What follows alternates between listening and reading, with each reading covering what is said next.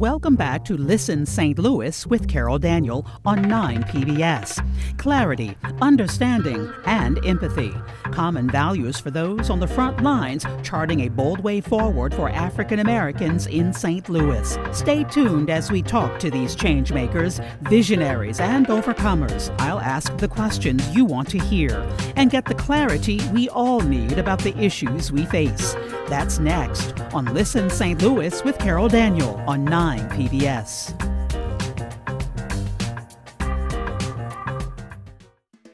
Next on Listen St. Louis with Carol Daniel, the talk about St. Louis's population loss has continued for decades. Can leaders ever turn it around? And how does this shift impact the region as a whole? St. Louis University sociologist and demographer Dr. Ness Sándovol has answers and a warning about the possible impact of the May 16th tornado on the city's population. That's next on Listen St. Louis with Carol Daniel on 9 PBS. Listen St. Louis with Carol Daniel is supported in part by Midwest Bank Center, Orvin and Latrice Kimbrough, the Betsy and Thomas Patterson Foundation, and the St. Louis Development Corporation.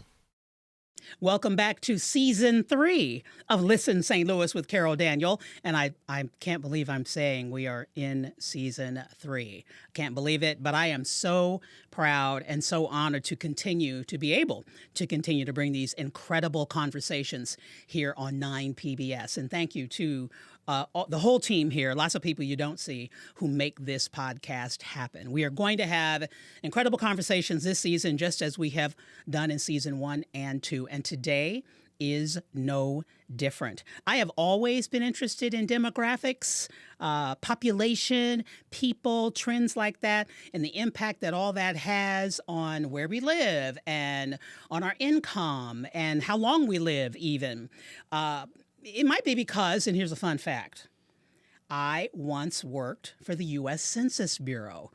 I helped prepare for the annual census, not the annual, but for the census. And it was just a fascinating job to have for someone who is so interested in all of those things. Today's guest is here in part because I love that topic, but also because the observations that he shared last year at the Tornado Town Hall left everybody talking. And we will talk about some of those observations and how perhaps we are continuing to see them play out. So we want to say thank you to you for joining us and give you your homework, and that is to become a subscriber, to like the podcast, and to share the podcast and comment on the podcast. Is that too much to ask? I don't think so. Just hit that subscribe button and then hit the like button and hit the share button. A lot of people share this podcast. They will call you and say, thank you for sharing that conversation with me. So go ahead, like, share, subscribe, and comment. Professor Ness Sándovol is a professor of sociology and of demography at St. Louis University, and he joins us again on 9 PBS, and for the first time on our podcast, Listen St. Louis with Carol Daniel. Welcome, sir. Thank you very much for the invitation. It is so good to have you. And you and I were talking before we started recording here that we both love the subject. You are an expert in it, but I've just always been fascinated by those things. Describe for us what demography is and the overlap with sociology. Absolutely. So one would argue demography is a subset of sociology, because sociology is the study of society. What we look at is quantitatively what society looks like. And there are three basic demographic transitions that are at the heart of demography: births, deaths, and migration. Oh. Everything else in demography is based on those three basic transitions. Two of them are biological. Right. We were born, and we will all die. Right. Those are biological facts. The third one, migration, is driven by social policy. Many of us are migrants, whether we know it or not, international or domestic. So if you move from one county to another county in your life, you are a mover, you're a migrant. Mm-hmm. And so we have pretty good estimates of how often Americans are moving from where they were born to where they go to college, where they get married and settle down, where they retire. Those are domestic migrants. And oftentimes that's driven by social policy, it's driven by economic factors. many people don't move at all. They live where they were born and they die where they were born. Wow. But that's becoming very rare. Very rare. That's very rare. It's about 10% of the U.S. population. So at some point we become a migrant, and there are many factors that why people leave. One of the things we'll talk about today is migration is part of the story of St. Louis, and we have many people leaving our region, people coming in, but we have a leaky bucket. More people leave our region than people moving in, and so we have to kind of think what the future looks like when we look at the other two factors, births and deaths. And why does this matter? Well, it matters. So you have to think about our economy and the assumptions based on economy about economic growth. And so there's these are conflicting paradigms in terms of the importance of population. There's a big debate actually in economics and in demography about the role of population growth and its connection to the growing economy. So what came first? Did the economy grow and then we decided we had more money, we could have bigger families? Or we had better living conditions, had better families, and we started to see a growth in the economy? This has been a very significant debate in this literature historically. But what we do know, regardless of the cause and effect, we know that there's a very good correlation, strong correlation between economic growth and population growth. And there are estimates that every child that's born that's well-educated over their lifetime, once they enter into the labor force, contributes anywhere between $4 to $6 million to the American GDP. Okay. Right, so this is significant, right? Population growth is an important part of growing our economy. Our economy is based on consumption, so if you want your business to grow, you need more consumers. Right. You want to expand and have a second location, you need more consumers. So there's this basic element that to grow and to grow your own business, you need more consumers. So that's at the heart of this debate. Now the question becomes, what happens in the St. Louis case if you have population stagnation, where it's not really growing, and then we look at the next 75 years of this decade, what does that look like compared to the last 55 years that we were able to track pretty easily? And are you describing then, there are two pieces of terminology that I have in my notes, and one of those is the demographic winter. Yes. We are in a demographic winter. We're in the beginning of a demographic winter. The beginning of a demographic winter. So what is a demographic winter? So this was a term that came about to talk about Japan, because in Japan they've been dealing with this phenomenon for 3-4 decades. And it's the case where you have more people dying than babies born. And then we look at the gap. So the ratio between births and deaths, and if it gets bigger and bigger, you get into this demographic winter where you have natural population decline. So most of us were born in an era where we grew because we had more babies born than people dying. That's the norm. And so in demography, if you have a healthy country demographically, you always have more people dying. And there are different transitions. There are 5 transitions. The 5th transition is the demographic winter, where you have more people dying than are born. And are those 5 transitions progressive? Yeah, they're progressive. Okay. And so we have one transition where it's really high fertility, high mortality. High fertility, you get a grasp on the mortality. You start to stabilize. And so you have these 5 phases of the demographic transition model. And is it a natural progression? It's becoming natural. It's becoming a natural progression. I think when I was in school, that stage 5 was really when I think back at my professors, I don't think they could ever imagine that the United States, let alone St. Louis or any American city, would be in stage 5. Wow. This was really, stage 5 was for Japan, it was for Russia, it was for the former countries in the Soviet Union. Those unstable economies, yes. But the United States, when I was in school, was growing, had lots of babies. The mortality rate was fairly low. And I think there was just always this assumption that we would always have high fertility rates. I don't think we could ever imagine what has happened since the Great Recession of 2007. But should we have seen it coming? We should have seen it coming. I think the analogy I use is the storm on Monday. So there were forecasts about this storm coming in, and they were like, it's going to come in late afternoon, don't worry. Right. We have plenty of time to pre-treat the roads. And then they came in like 6 hours too early, and people were upset, people got stranded. So this is what happens in demography. We make projections that we think it's going to happen in this year, but it may be 15 years early, and then people are upset. They're like, well, you said it was going to be 15 years later, and now it's happening, and we're not prepared. We didn't pre-treat the roads. We didn't develop the policy to try to change our age structure. And so what happened, that discussion we're having on Monday is really interesting because I'm like, we have that same challenge today demographically. We can see that we are aging as a region. Right.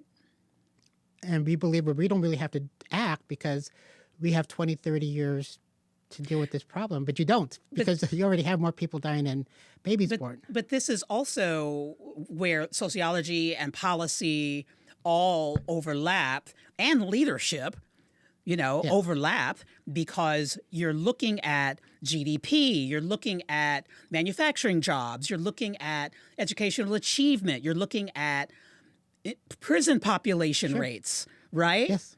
And you could see what was happening, for instance, with the crack cocaine epidemic. You could see what was happening. And if you didn't step in to do anything, then men were going to continue to go to prison and families were going to continue to break down. And eventually, women were going to have fewer babies because there are no stable men to have babies with. Yep. And there's always a lag effect. And so just because you believe you're coming in now and you believe that the trends are going to start or stop whatever it is you're trying to do the next year is not really possible because those trends get baked into the system. And so what happened in 2007 with the Great Recession is people stopped having children because they were concerned about the economy, right? Can we afford to have children? And so we focused on the economics of our society and just assumed that our demography would recover. But we found out about 3 years, 4 years later, like, we're not going to go back to the 2007 fertility levels. In fact, we're on a new path. And we've been on that path since 2007. And St. Louis, unfortunately, the region, is on that path. And we're part of a handful of cities that's ahead of everybody else in dealing with this crisis that's coming. We know this is coming because we can see in the system there are fewer children already in the system. Right. And fewer children, like in this, being born. Yes. And so if you just look at it from 2011 to 2024, there are approximately 80,000 children who will not be replaced already. This is already in the system. So there's going to be an 80,000 decline over the next 12 to 14 years. It's already in the system. So I saw a headline recently that there are 5,000 openings for plumbers. There are colleges are facing another terminology here, the demographic cliff. Yes. And so it's already in the system. And colleges and universities, they've seen this coming. It's already here. So here's already here. The projection was supposed to be next year, fall of 2026. Oh. Because that's the 18 years from 2008. Right. Okay.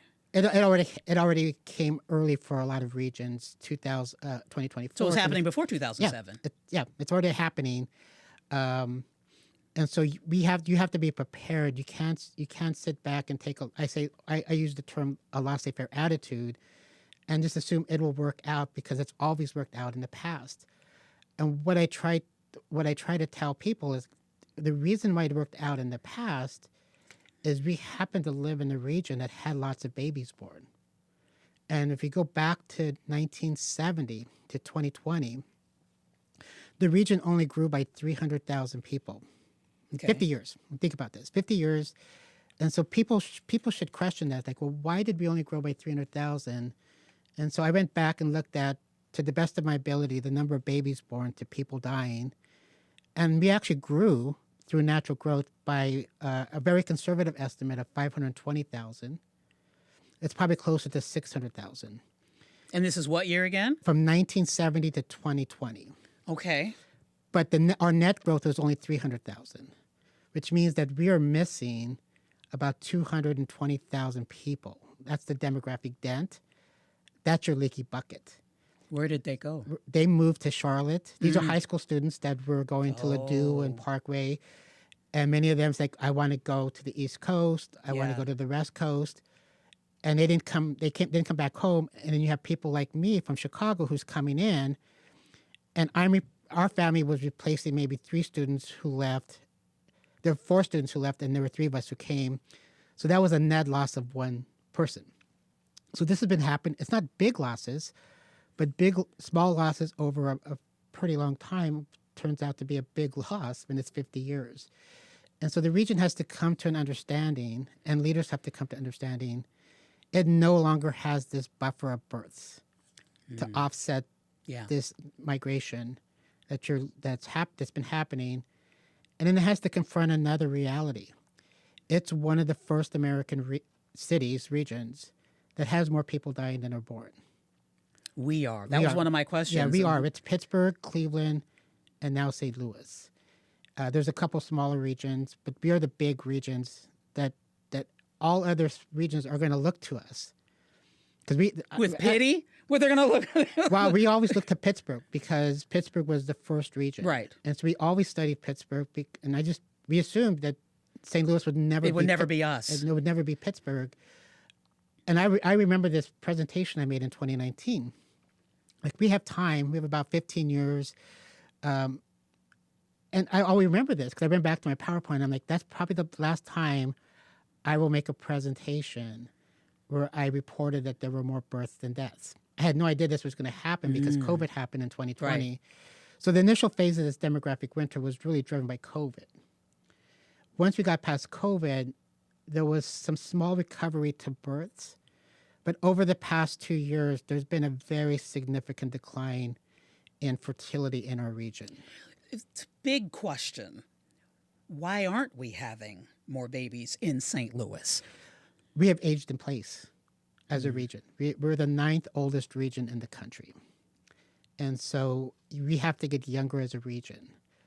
If we do not, if we're losing, so I would use my example of my migration coming in. If I replaced 4 high school students with my family, we actually got older because you had 4 18-year-olds leave. Right. And then you had 2 adults in their 30s come in with 1 child. So in that one transition, the region got older. Net loss. Yeah. Yeah. And so so we have to reverse the course. And we get lots of young people coming every year through SLU, through WashU, They don't through our stay. institution. We have to keep them. Okay. In my class, just one of my classes, I have students from New Hampshire, Minneapolis, Phoenix, Los Angeles, Chicago. They are coming. These young people, and they come because they want to be in the city. They pick St. Louis University because it's in the city. We've got to do a better job of retaining these students who look at the city in very As positive a ways. vibrant, Yeah. positive place to live. And this is where, and we've had this conversation before, this is where the conversation that we have about ourselves and each other is problematic. Yep. Because political leaders in Jefferson City, even some regional leaders in this metropolitan statistical area speak of St. Louis as if it is diseased. And speak of it in such negative ways. And although there is a regional leadership council, there is such a thing, and maybe they're working behind the scenes, but Professor, for me, it seems like people want St. Louis to die. The conversation is so negative, and St. Louis has issues. Yeah, no, we have to be transparent about the issues in the city. Yes. It's got many issues, but it's also the most important asset in the region. And let me give you the demographic reality. Okay. Every year, when people think about people moving into the region, they think, well, they're coming to Clayton, they're going to Chesterfield, they're going to St. Charles. And that's simply not true. The number one city that the entry point into our region is St. Louis City. On average, every year, 8,000 people from around the country who are looking to come to our region come in through the city. Mm-hmm. So that's 8,000. The second city is St. Charles. It's about 2,000. Oh, that's a big difference. So it is when we moved, our vision was to live in the city. when we can see in the data, when people from Boston move, they're moving into the city. People from Houston, they're coming into the city. And so it's an asset.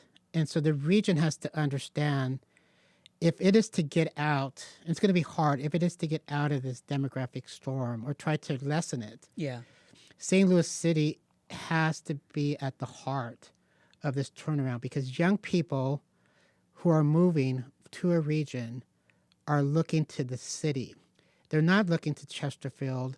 They're not looking to O'Fallon as the entry point. Right, right. Young people in their mid-20s are looking to be in the city because that's where the amenities are, that's where the museums are, that's where the clubs are. And then they may move out to the suburbs.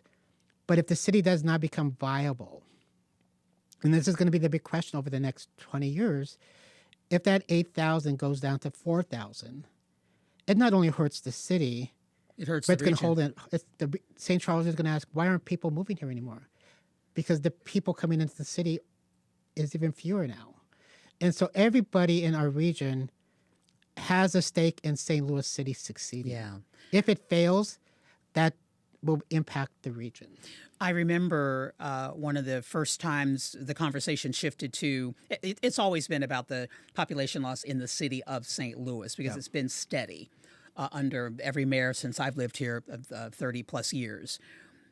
But when Black families began to leave the city, that was another level of shock I felt from some leaders. Like, even Black people don't want to live in the city of St. Louis. They're not. Some are leaving the region altogether. But first they went to St. Louis County, North County, then to St. Charles. And so, is that about the public safety, the crime? Is that about housing stock? Is that about the school district? Why? I don't think you can attribute it to one factor. Okay. It's a calculus. There are many factors that go into, and I hate to use this terminology, the equation Sure. of when a family says, I've had enough, it's time to leave. But the data is fairly clear on this. It is families, both Black and white families, who have said, we are leaving the city. The city, actually, if we could stabilize families and keep them in the city is actually growing through non-family households. The challenge for the city, and it's a regional challenge because we see it in St. Louis County, a decline in families with children, is people are looking for the future of their children. Right. And what has happened, unfortunately, in St. Louis City is they look at St. Louis public schools and like, what does that look like for my child? And when you talk to parents, they want stability. They want predictability. Right. And so when I want my child to be able to get the bus safely. And if you cannot guarantee this, parents are going to I want to get out to the suburbs where I don't have to worry about if my child's going to come home from and I'm pretty amazed with what's going on in the suburbs because you have a GPS system now for all the buses. So as a parent, you know exactly within 20 seconds of when your child's going to be picked up, and you can see that they're on the bus and they're at school. That type of predictability is what parents are looking for. And so when the school system cannot provide it in the city, ultimately parents are going to say, I don't have childcare. It's too expensive. Right. It's going to take 2 or 3 years, 2 years to get on it.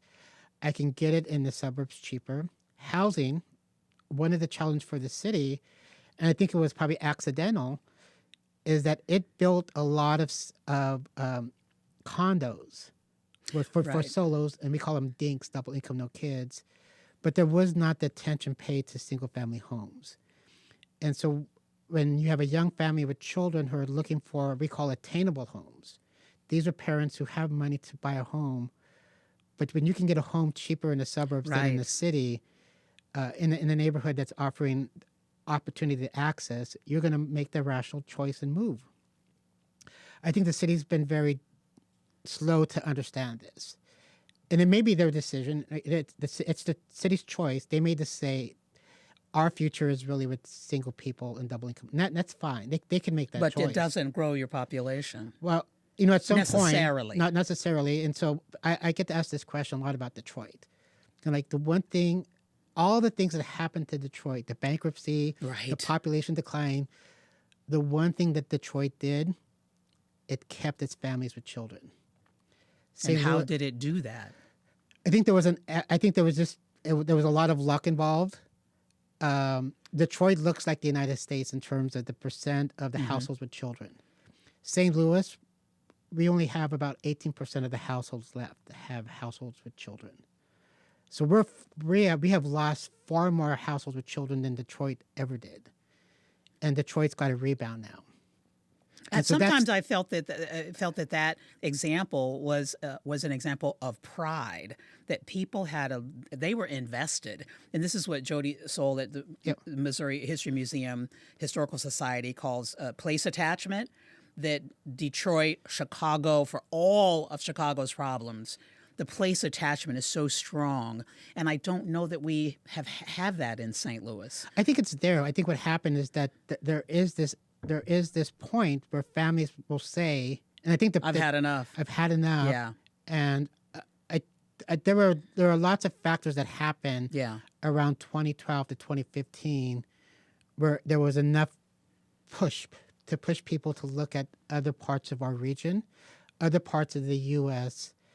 as places to find the American dream. And St. Louis City was not that place for many residents, and neither is North County. And so I've said this, our focus should be on St. Louis County as well, Right. and not just the city, because St. Louis County, given how large it is, may have a more long-term impact on the region than the city will have. During the tornado town hall, you talked about the impact of that natural disaster on families and that it had the potential for us to lose. I think did you say 6,000?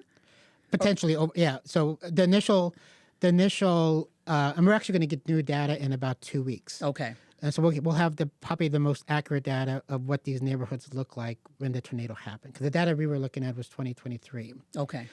So by the time this airs, you'll have this new data. So this new data will come out. So we'll have probably the most accurate picture of what it looked like. But when I got contacted the next morning, that Saturday morning, because people were concerned. Because I don't live there, but people who lived there, they were concerned because they saw the damage, and they wanted estimates. They're like, do you know what this impact's going to be? And so that's why leaders called you, civic and otherwise? Residents called you. Yeah, you'd be surprised how many residents will email me because they are concerned about their neighborhoods. They see it. Yeah. And they're like, Ness, can you provide some basic data about my neighborhood? It's actually not leaders it's actually everyday mom and dad, grandpa, grandma. I'm both happy about that, but disturbed also. I do have elected leaders reach out, but I think you'd be surprised how many number of people residents are just concerned about the health of the region, who want to educate their neighbors, who want to educate their own elected leaders. Because I get emails from residents like, you got to be emailing my representative about this. That's why I put them on my email list, and they're on there at the request of their own residents. You spoke of this earlier in the conversation, that this debate between chicken and egg, if you will, economics or demographics, which affects which comes first. We do often think that if I have more corporate headquarters, the population will grow. Ideally, because they'd bring their people here, they would hire people. But if we had a vital birth fertility scene, we'd also have population growth. Yeah. So we need to be doing both. But how in the world do we encourage men and women? Y'all need to get busy out there. Yeah. I mean, these are larger societal trends. Yes, they are. We're coming in with the new generation. Again, it's all projections, but it'll probably have the lowest marriage rates of any generation. Can I stop you and say that I have my husband and I have 2 sons, and I've been trying to marry them off ever since they hit adulthood. They are one is about to turn 30, and the youngest is 26. And the oldest, I think, is an environmentalist, if you will. And he's like, Mom, the population is already 2. Do I need to have kids? I'm like, who are you telling me that you're not going to have children at all because you think there's too many people on the planet? That's a possibility for him. Yeah. And I just am floored. I did not see that coming at all. And so here I am. My husband and I both are trying to, because we want grandkids, right? We're selfish. We want grandkids.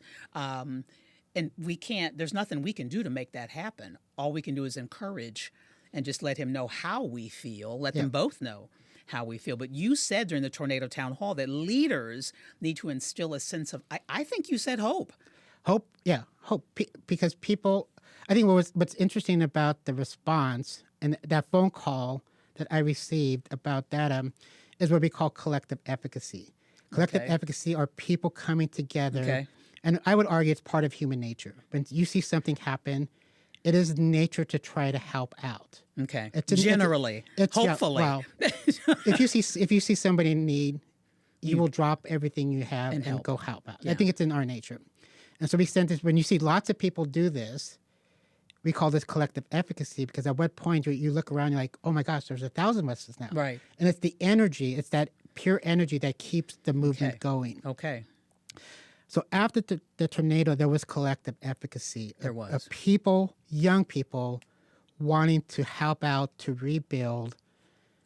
And that energy, that collective efficacy that goes forward, it continues because you can see that the leaders are providing hope. Like all of this energy is not going to go to waste. We're going to see outcomes happen. And so that's the fear, is like when you see these great movements and they die out, because that energy goes away and gets devoted to other If leaders places. don't tap into it, if they don't. Yeah, that's what I was a little bit shocked by the response of not actually being more aggressive and leveraging. Yes. And setting up a different operation from scratch. I mean, I would have. My instinct would have been is just to use what's there and go with it. But that's just how I would have done it. But you have a political environment that is driven by fear and anger. I heard a podcast a couple of months ago where marketing used to believe that sex sells. Now the internet knows that rage sells, negativity sells, fear sells. And so now we're saying and we've been saying to politicians always that they need to be aspirational and inspirational and instill hope. But power is often gained through fear. But we have great examples throughout the United States where governments decide to leverage the efficacy that's on the ground and step aside. And one example is in Boston with the Dudley Street Initiative. You had tremendous efficacy on the ground coming from the residents, and the city stepped aside and said, you lead. We will support you, but you lead in rebuilding your neighborhood. Right? So I think you have to believe in your residents. You have to believe in the capacity of these residents to build the neighborhoods that they want to build. And part of this, and what I spoke in the town hall, is these residents want families with children. They want to make sure that when you have families with children, you have a tomorrow. But these neighborhoods have been impacted. They were at the leading curve of neighborhoods that lost families with children. There's still lots of families and children there. You got to do whatever you can to provide hope. Because many of them stayed. Not everybody left. Many of those families with children stayed. And this is what I call the aftershock. Right. The aftershock is families with children who stayed, who look around today and saying, do I see hope? Are my schools going to come back?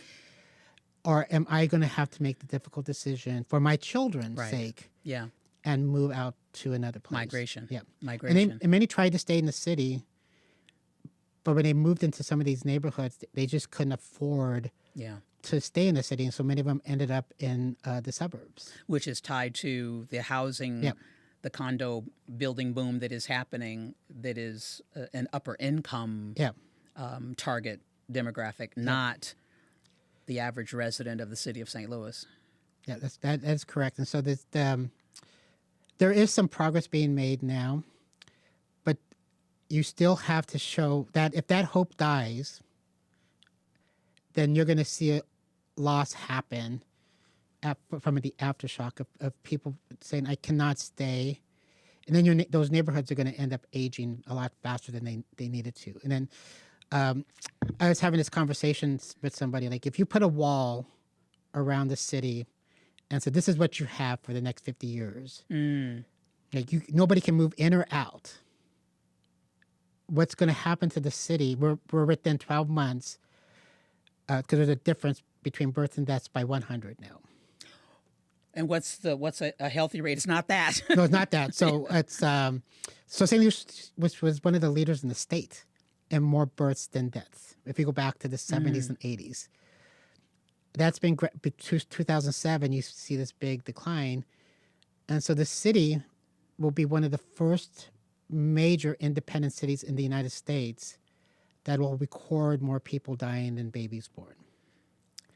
That is frightening. And so what happens with the with if the I wall put a around, wall there, the city will die. start to die. And we have pretty good equations that estimate how many people will die every 10 years, and then how many births are going to happen every 10 years. And you will see the city over 2 generations start to decline significantly if you build a wall around it. And that's what you have to kind of think about, because the history of St. Louis, if we go back to 1950, has been a history of outmigration. Yeah. And so the challenge for the region is like we've got to save the city, because it's going to confront a new reality. The region's got like we need young people to come in. We need a lot more single family homes in the city for young families. Otherwise, the next 50 years for the region is not going to be like the last 50 years of population stagnation. And I have focused, this podcast obviously has focused on the history, current, and future of African Americans in this region. And when we talk about hope, there has been some and there hasn't been. Both of those things are true.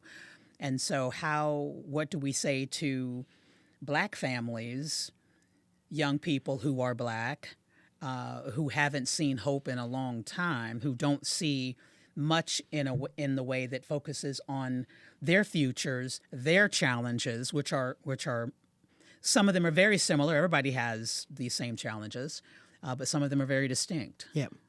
I've had this discussion with several people, and it's the evolution of St. Louis as the city grew. It was an era of racial discrimination, right? You had legal segregation of white and Black residents in the city. Now, when we look at American cities today, we look at Charlotte, you look at Houston, you look at Dallas. Those cities are growing after this era ended. And so when we think about the Dalmar divide, those divides do not exist in Dallas. They don't exist in Houston. And so St. Louis is really, the region is really in an unfair competitive advantage when you compare it did to itself, in a way. Yeah, because you have segregation in Houston, Everywhere. But it's not the way that you see it in St. Louis. The same pattern we see in St. Louis, we see in Chicago, in Milwaukee, in Detroit. These were cities that evolved and grew during this era. But if you go to Charlotte today, the entire region is the American dream. And so I don't blame somebody who said, I grew up, I made it, I'm leaving St. Louis. Because when you go to Charlotte, it is integration. It is the American dream. That's what Houston provides. That's what Dallas provides. Seattle, San Francisco. St. Louis, depending on where you land, where you grew up, you may say, this is the greatest place to live. Or you might think, I'm happy just to have made it. And so there's deep spatial inequality within the city and within the region that simply doesn't exist in Phoenix, Charlotte. And a state like Missouri and a region like this one has been hard-pressed to look deeply at its history of racial segregation, hard pressed to look at it and look in the mirror then and say, what can we do to erase this Yeah. and to heal this? And I think if you fail to have this conversation, people will tend to leave. Yeah. And what's been happening in St. Louis is it's lost. And a part of the reason why the region's in its demographic situation, it's lost 10% of its African American population since 2010. That would be equivalent to losing 50% of your Latinos. This is not a small loss. Wow. It's significant. It's a significant loss. And it's impactful. It's impactful because one could argue that our decline in births, the significant decline in birth, is highly correlated with young Black females that have left our region. And those babies are being born in other cities now. We've lost a very large young Black population. And I don't blame them because Chicago's losing this population, Milwaukee, because Atlanta is offering different opportunities than St. Louis. Charlotte is offering different opportunities than St. Louis if you're young and in your mid-20s. Austin, Dallas, they're offering way different opportunities than we already or can provide as a region. And that's what we have. That's my goal is we have to think about the amenities, or else young people from Charlotte, and I do this test all the time. I've been doing this for probably 20 years when I teach students. Say, how many people want to move to Pittsburgh? Nobody. And I can count on one hand over 20 years the number of students that would say, I'll give it a shot. I think if I did an experiment in Charlotte or in Orlando or in Atlanta, like how many people want to move to St. Louis, I may get 5 students because the city becomes irrelevant. It's not a destination place. And I think that's the fear. I had one student from Charlotte. I was curious, how did you get to Charlotte? Talking to her about why she came from Charlotte to St. Louis. And it's like, well, my parents got engaged at the Arch. And they knew about St. Louis University. And so I thought I would apply. But then she told her classmates. And they're like, well, where's St. Louis at? Oh my right? gosh. Nobody in her class in Charlotte actually knew where St. Louis was at. Wow. Like, physically could not place it in the United States. And is there not a sense that, and I when we moved here, we lived downtown St. Louis. We had our first child when we lived in downtown St. Louis. We looked around at the school district. We said, we're not going to do that. And then we wound up in the suburbs in the Metro East. And we had this thought that these children, I had experienced racism here and on my job, my previous job, and I had sons, and I did not want them to stay here. And I said to them, you are free to move about the country. And I'm not from here. My husband is from the Virgin Islands, so neither of us had deep roots here. But I was telling my children, go away. Interesting. I gave a talk about 6 weeks ago, and one of the discussions was about young people leaving the region. Mm-hmm. And one of the people pulled me aside and said, Ness, look around the table. We all had lots of children, and none of them are here. They're on the East Coast and West Coast. Yep. And so it's like we are to blame ourselves. Yes, we are. And so, but it's the nature. I'm from Nebraska. I'm from a very small town. I moved because I wanted a bigger city. And then when the opportunity came to move for my job, like I want to go to D.C. because that's the heart of power in the United States. Right. And at that time, coming from Nebraska, D.C. was, you made it. If you got to D.C., you made it. Young people are looking to go to these cities that are vibrant. Maybe when you make a career move, you're like, I'm willing to go to a smaller region. But even when we moved to St. Louis, I was a professor at Northwestern, and we had our child, and we decided that Chicago was not going to be, we kind of knew Chicago was not going to be a long-term home for us, the way we wanted to have our family. But even when we were making that move, I had opportunities at other universities that were college towns. But our criteria was we wanted to be in a city. And that's why St. Louis University was still a very prominent option for me, because we were still in St. Louis. And as a demographer, you study, St. Louis is part of the canon you study, because it was one of the largest cities in the United States at one point. It was the first city to lose 25% of its population in the United States. Wow. So the city in itself is all over the academic scholarship. It's really Chicago is one of the most important cities studied. And then you can argue New York, Philadelphia, and then it's St. Louis. I don't think we realize and can appreciate the importance of St. Louis in the number of Supreme Court cases that have been argued, the policies that were impacted, the city county divorce. This is a very rich place to study as an urban sociologist. And I told my wife one day, I'm like, I'm so happy I'm here now, because I'm actually watching this demographic crisis through in my real window. time. Yeah. Had I been in another city, I'd be having to talk about this. Like, we got to pay attention to St. Louis. In the same way a decade ago, I was saying, we got to pay attention to Pittsburgh. But I feel like you're saying to us that I am a fire marshal and I am in the middle of an arson investigation and I get to watch it. Yeah. I'm watching it live because I'm able to see almost once a month What's happening? seeing opportunities to change our path, and then seeing communities say, we don't want any housing, or we're opposed to this economic development. I live in Chesterfield, and there was a big fight about the redevelopment of the Chesterfield Mall. There was a big argument about the redevelopment of a strip mall in Town and Country. There's a big debate happening around redeveloping a big piece of land in Creve Coeur.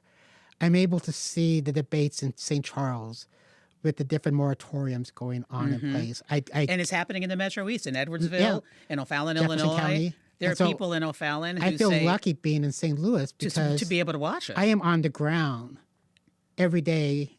I can go to these meetings. I can talk to the residents and and document it. My goal here as a demographer is simply to document, to curate the data, because I'm not going to be around in 2055, 2060, when the eye of the storm will be in the region. Oh, my goodness.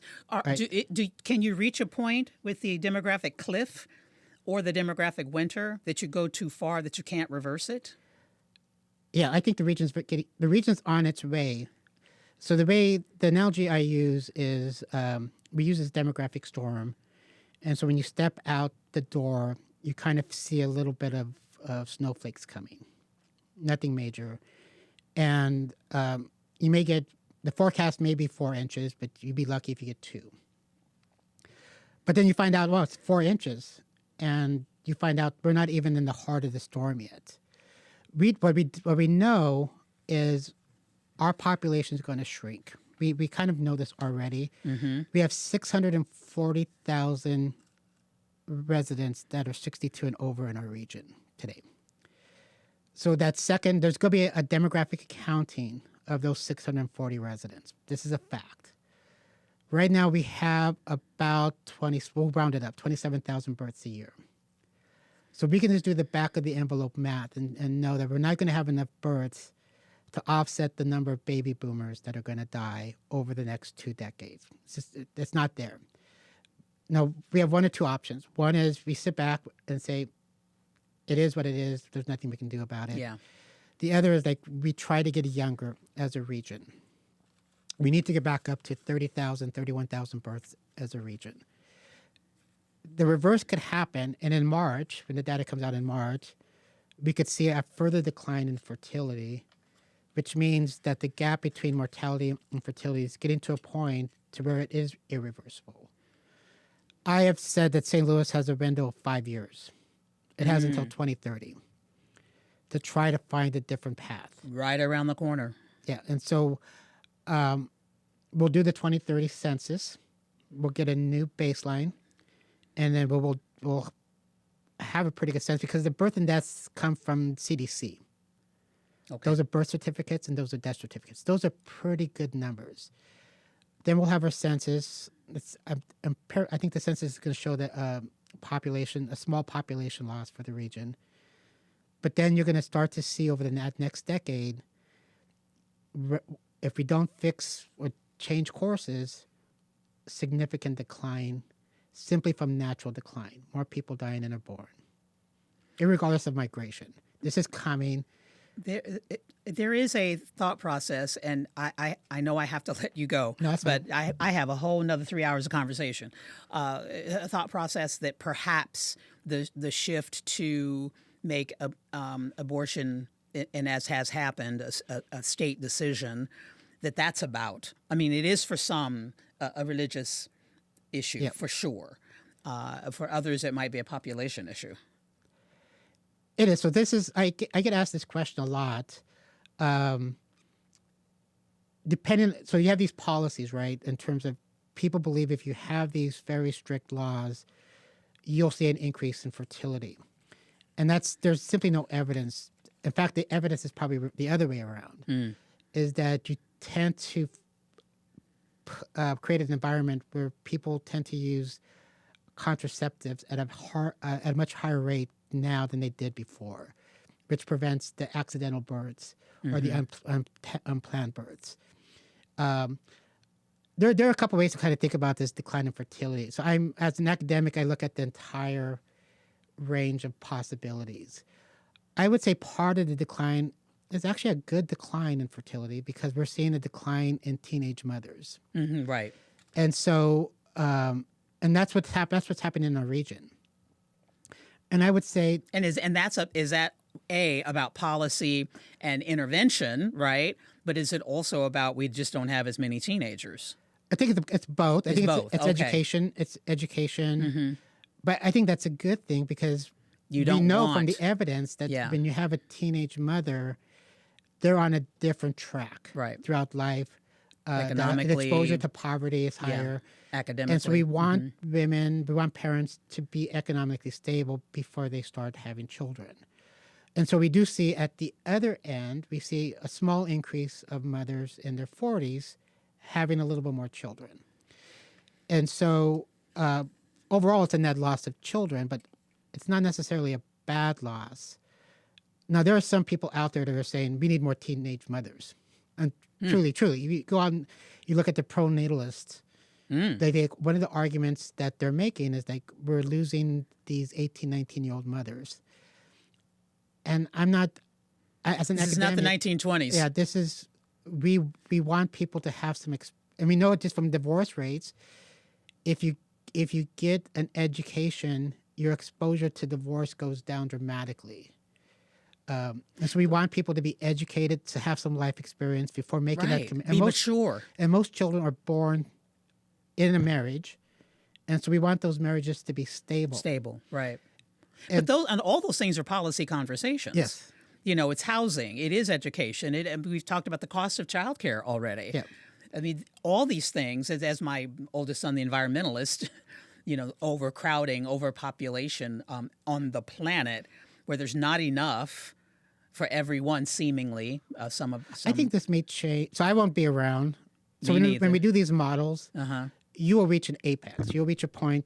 We're going to get through the baby boomers, the demographic counting of the baby boomers. So we're going to see a pretty significant, not only in St. Louis, but you're going to see this across the United States. At this point, within 10 years, the United States will enter a demographic winter. For the U.S., we will have more people dying than babies born.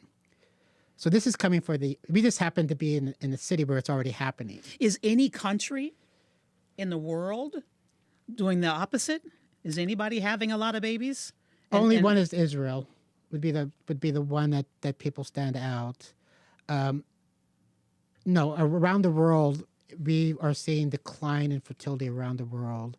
In Central and South America, it is significant declines. In Europe, the thing that you have to think about is part of its policy, and this where it becomes an interesting discussion.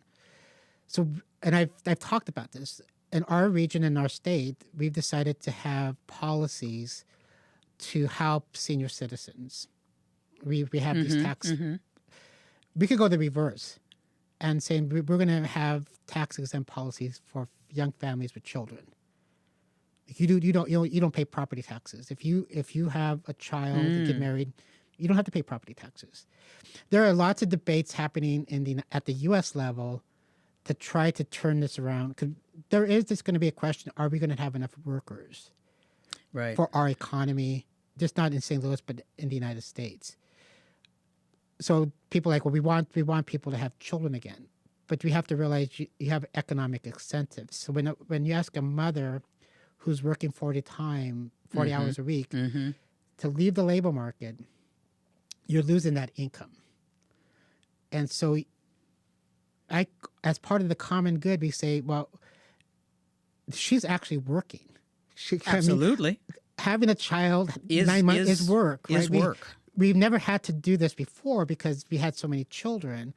But now we have to really value that if a woman's going to devote 9 months of her life to conceiving a baby and having a baby, that's work. Right? We typically called it free labor, but now we have to realize that she has a choice. She's giving up her job to carry a new life into the world. We should have some type of economic reward. So these discussions are happening in Europe. We're not there in the United States. We're starting to having them about, okay, what should the tax incentives be? Should it be $100,000? I have argued let's tie it to student loans. And so if you're coming out of college with $150,000 student loans, Another reason not to have children. if you can have children, will reduce these student loans, because the children, I believe, are the common good society because they will make contributions to our economy. So we all benefit from more children. I think I will add this too. Speaking again of the city and of its African American population, where there's not enough intervention for any number of these societal issues we could point to. Not enough intervention in domestic violence, in drug addiction. There's not enough intervention for the population coming out of prisons. All kinds of organizations working on these things. Literacy rates. There are some societal issues from a sociological standpoint, and this is government policy that we have to focus on if we think we want more children. But I would say, Professor, that, and we had a previous guest say this as well, that you may have policymakers who care about some, but don't value others. Yep. There was a discussion yesterday online about this topic, using carrots or sticks to increase fertility rate, and a lot of discussion is about using sticks. We're gonna punish young adults for not having children. And there was about tying your Social Security benefits to the number of children you have. Oh.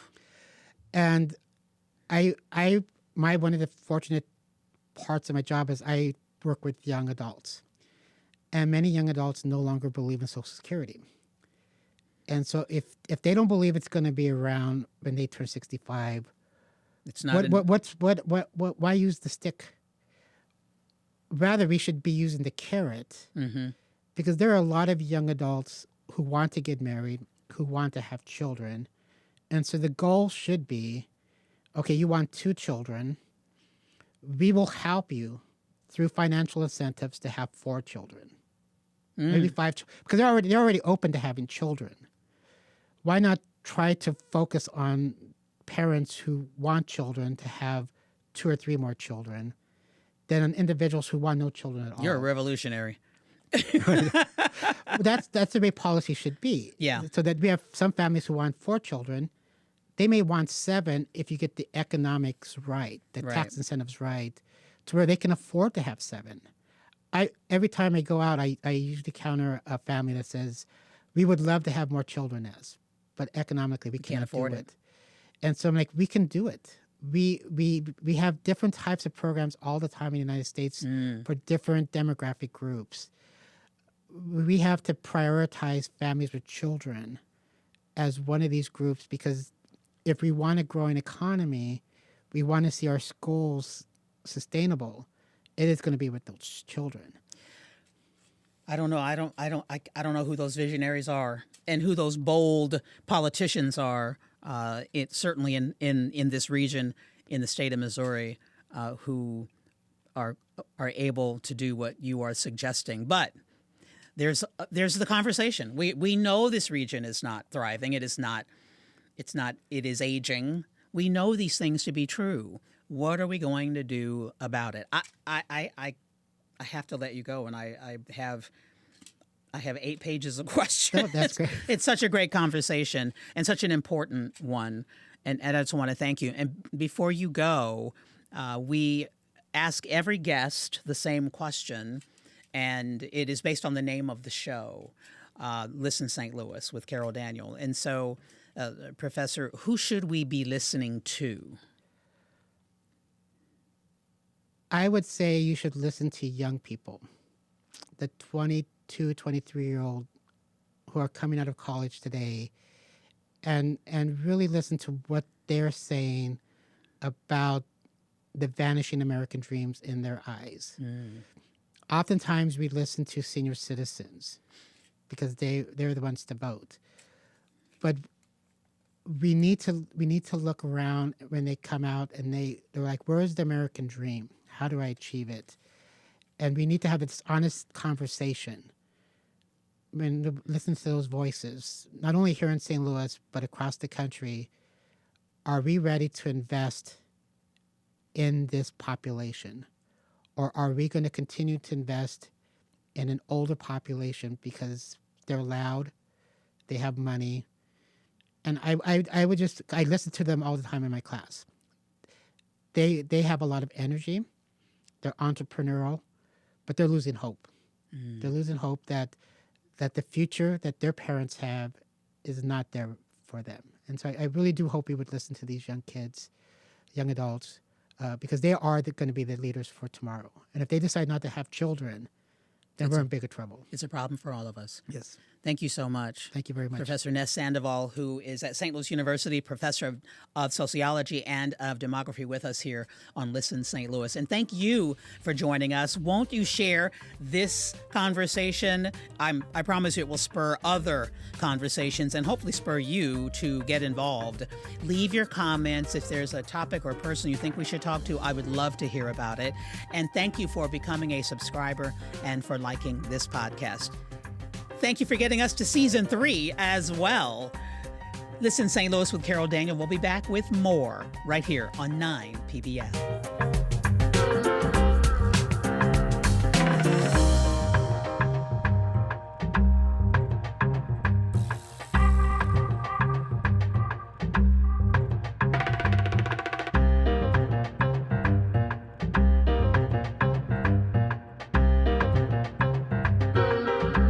Listen St. Louis with Carol Daniel is supported in part by Midwest Bank Center, Orvin and Latrice Kimbrough, the Betsy and Thomas Patterson Foundation, and the St. Louis Development Corporation.